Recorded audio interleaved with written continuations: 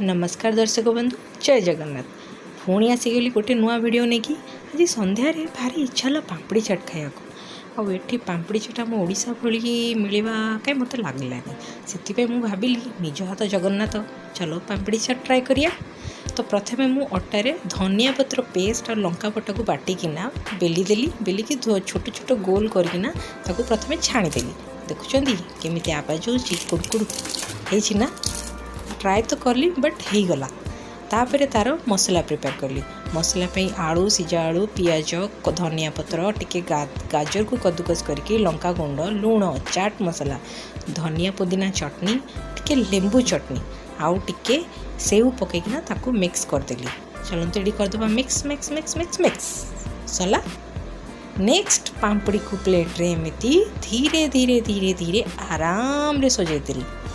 सजै सारा पर पकईली टिके ब्लैक सॉल्ट टिके आमर नॉर्मल लूण तापर टिके लंका गुंड। एहे ये फोटो आसी कि मोर अमूल वाला स्पून छाड़ू इग्नोर करेंगे यहाँ ठीक अच्छे। तापर टिके स्टाइल मारिया पुणी धनिया पुदीना पेस्ट पकईदेली।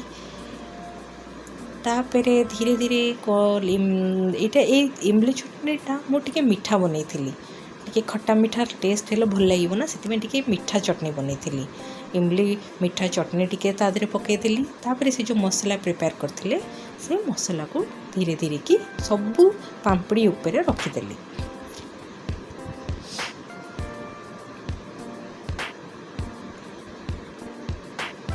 तापर तादरे सब ये मसला दे सारा मुझे से जो सेव भुजिया को टिके सर्व करदेली।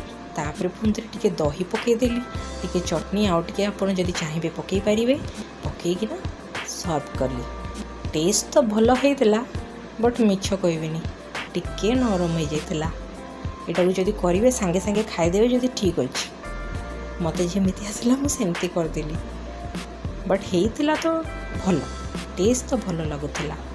ओके पुणी देखा आपण सहित नेक्स्ट वीडियो रे। धन्यवाद। आ हाँ मु सब वीडियो रे यही लाइनटा कहूँ सब बड़े भूली जाए और नुआ नुआ तो से भूली जाऊँगी। जदि भिडियोटी आपको भल लगी ताले लाइक और सब्सक्राइब करने को भूलें। रही नेक्स्ट वीडियो रे पुणी देखा दिनटा आपण मान समस्त शुभमय हो।